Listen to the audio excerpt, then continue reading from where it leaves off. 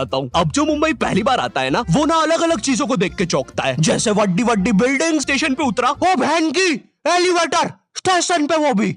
नमस्कार मित्रांनो, मी तुमचा लाडका ब्लॉगर शिवकुमार। आज आम्ही चाललोय भायखळ्याला। कल्याण स्टेशन होते तिकीट काढून आम्ही गेलो ट्रेनमध्ये एवढी गर्दी होती ना, खूपच। मला कसं तरी बसायला जागा भेटली, बरं झालं। ठाणे स्टेशन नंतर गर्दी कमी झाली, तर आम्ही सर्वजण थांबलो। तर पिल्लूला आपण इच्छा झाली का त्या हँडल बारला पकडून थांबायची। पिल्लूला बघून माहीची पण इच्छा झाली वरच्या हँडलला लटकायची। केडीने तिला पण उचलून लटकवलं। भायखळा स्टेशनला पोहोचलो, तिथं का तेवढी काय गर्दी नव्हती, तरी पण इथला एस्केलेटर चालू होता। आणि भाई आमच्या नांदेडला किती पण गर्दी असू दे, काही बी असू दे, एस्केलेटर आमचा काय बंदच असतो। एस्केलेटरवरनं ज्यावेळेस मी खाली येतो त्यावेळेस मला एकच मीम्स आठवत होती, जे की ही आहे।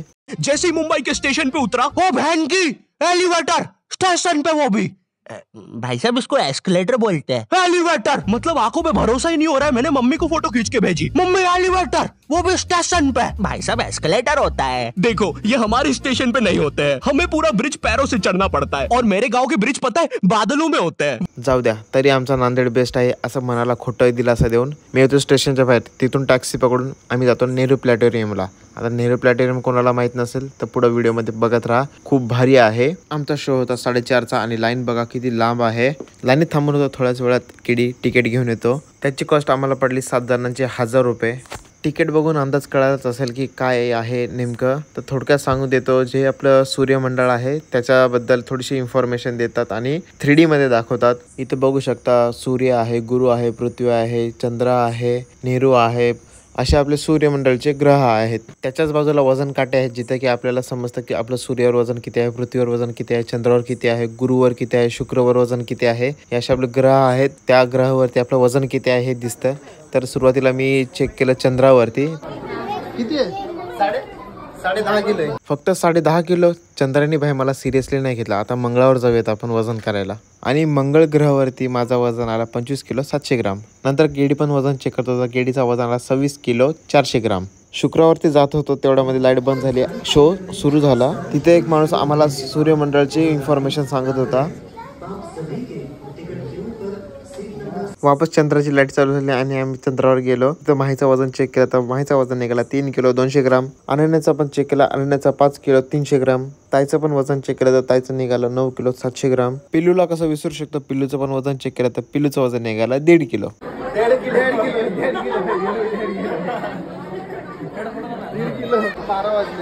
केडी आम्हाला सांगत होता की कुठल्या देशामध्ये कुठला टायमिंग चालू आहे आता सध्याच्या घडीला। आधी वाटलं का एवढंच आहे तर बघायसारखं, 1000 गेले वाया। ओए टिक्की, ओए चूना लगा। नंतर केडी बोलतो की नाही, वरती अजून थिएटर आहे, त्या थिएटर मध्ये शो आहे, ते बघायचं आहे। केडी पहिले पण आलता म्हणून त्याला माहिती आहे इथं काय काय आहे। ग्राउंड फ्लोर वरनं फर्स्ट फ्लोर वरती आलो तर इथं सायंटिस्ट लोकांचे स्केच होते।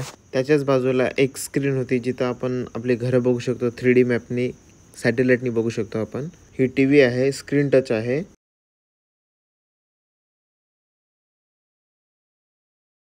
इथे बरंच काय सॅटेलाइटचे डेमो होते बघण्यासारखं। आणि पिल्लू खूप खुश होता, उड्या बिड्या मारत होता, पळत बिळत होता। तिथे एक ॲस्ट्रोनॉटचा पुतळा पण होता, जिथे की आपला फेस ठेवून फोटो काढून घेऊ शकतो। तर आम्ही सर्वांनी एक एक फोटो काढून घेतला। आणि हा माझ्या मागचा सॅटेलाइट।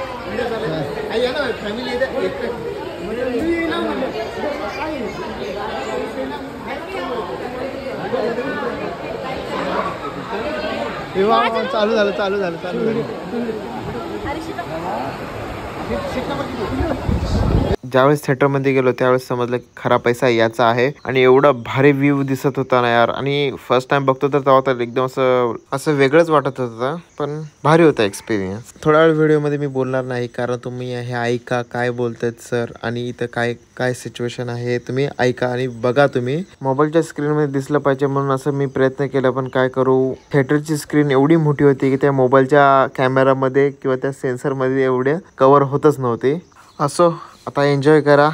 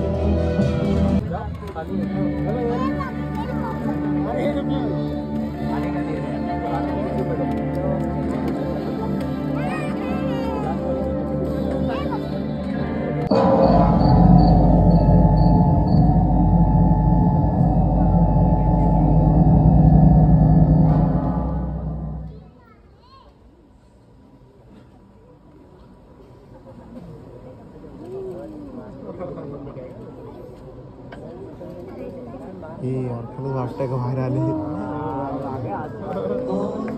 पाते हैं तारों भरा आकाश, बहुत सारे तारे, उतने ही सुंदर हमारी आकाश गंगा. हमारे पूर्वजों ने तारों को जोड़कर कुछ कल्पनाएं की थी. उन कल्पनाओं में प्राणी, पक्षी, लियो एक कर्ता, वर्गो एक शिकारी, भूतम बूटिस एक योद्धा, शौरी हरक्यूलस, गरुड़, अकीला, नर तुरंग, सेंटोरस. इसी तरह ये 88 है और हमने अभ्यास की केवल हमें गहन अंतरिक्ष में ले जाती है, बल्कि अरबों वर्ष पुरानी घटनाओं को घटित होते दिखाती है.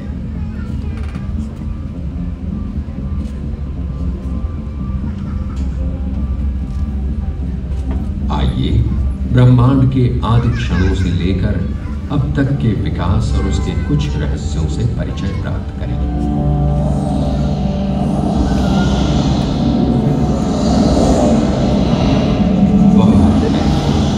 जब कुछ न था, समय भी नहीं, तब आज से लगभग 12 अरब वर्ष पहले एक निराकार शून्य यकायक तीव्र प्रकाश और ऊर्जा से भर गया ब्रह्मांड का जन्म हुआ.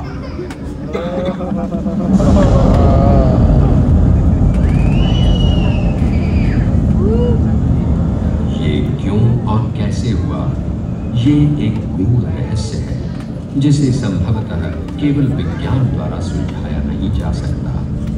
हाइड्रोजन, मीथेन तथा अमोनिया से बनी विशालकाय के सौर मंडल का दूसरा बड़ा ग्रह हमारी तुलना में सूर्य से 10 गुना अधिक दूरी पर. वलय तो 3 अन्य ग्रहों के पास भी है, पर शनि के वलयों की बात ही अलग है.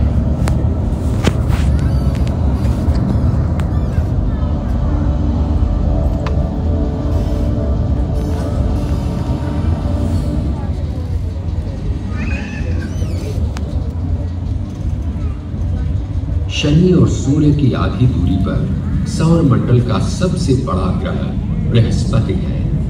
इतना विशाल कि इसमें 1300 पृथ्वियां समा जाएंगी. 16 ज्ञात चंद्रमाओं और पतले वलयों से युक्त ये ग्रह आश्चर्यों का भंडार है, जिन पर पटाक्षेप की बस शुरुआत ही हुई है.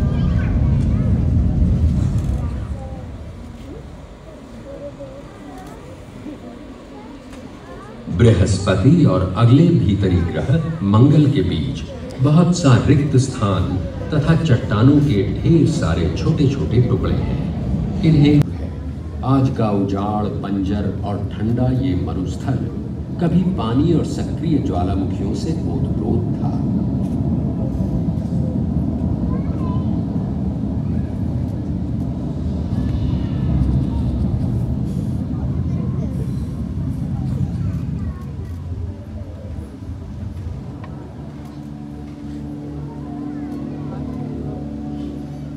धूमकेतु सौर मंडल के भूतः घुमक्कड़ पिंड जो विविध परकीय रसायनों को संजोए रहते हैं तथा शायद ग्रहों में जीवन के बीज बोते हैं.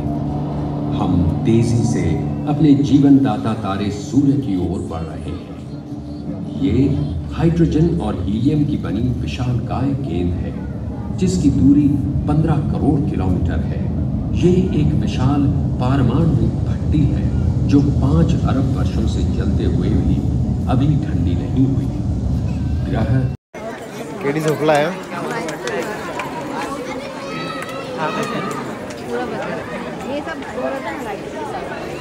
आणि एवढ्या वेळ झाला हा येतो थिएटर. 3D थिएटर आहे, एक नंबर आहे. तर इथं 15 इंची ऑफर लावलेला आहे आणि इथं 18 इंची ऑफर आहेत आणि बाकीचे 3D साऊंडसाठी स्पीकर आहेत. कुठल्या कंपनीचे बघूयात आपण पहिलं. बाय JBL, जितर भी जाऊ JBL आहे. शो संपला, आता आम्ही चाललोय म्युझियमला. हा म्युझियम आहे नेहरू प्लॅनेटरियम. लांबनं असं दिसतं. म्युझियमला जाणार होतो पण टाइम संपलं होतं, त्यामुळं आम्हाला काही तिकीट भेटलं नाही, म्हणून आम्ही चाललो होतो इंडिया गेट ताज हॉटेलच्या इथं. जाता जाता रस्त्यामध्ये दिसली मला ही बिल्डिंग. उंच तर आहे नो डाऊट, पण त्या बिल्डिंग मध्ये झाडं किती लावलेत हे महत्वाचं आहे. इथले बस स्टॉप पण किती हायटेक आहेत, मस्त मला आवडलं. म्हणजे पैसे देऊन इथे चार्जिंग पण करू शकतो इमर्जन्सी असेल तर. अशी सुविधा आमच्या देगलूरमध्ये कधी येईल का माहीत. 10 मिनिटामध्ये बस पण आली आणि आम्ही पोहोचलो ताज हॉटेलच्या इथं. एक जवळपास 20 मिनिटामध्ये पोहोचलो. तिथं पोहोचल्यानंतर आम्ही पण बघितलं ताज हॉटेल. अनन्या महिला पण दाखवलं, त्यांच्यासाठी नवीन होतं. मी आधी पण गेलतो लहान असताना. विशेष इथं येण्याचं कारण होतं की अनन्या महिला दाखवत होतं की याच्या पुढं समुद्र आहे आणि मरीन ड्राईव्ह साईडला पण याच्या पुढं समुद्र आहे, असं त्याला एक दाखवायचं होतं की मुंबईचा एंड. त्यामुळं आम्ही इथं आणले त्यांना. इथं प्रोजेक्टरने इंडिया गेटवरती लाईट मारून काहीतरी दाखवत होते. ज्यावेळेस कॅमेरा फिरवला त्यावेळेस त्याच्यावरती अशोक स्तंभ आणि नवीन भारताची ट्रेन वंदे भारत दिसत होती प्रोजेक्टरवरती. आणि पंतप्रधान मोदीचे पण व्हिडिओ चालू होते. इंडिया गेटकडे बघता बघता थोडंसं खाली बघलं तर मला दिसली घुस आणि हिला अजिबात भीती वाटत नव्हती.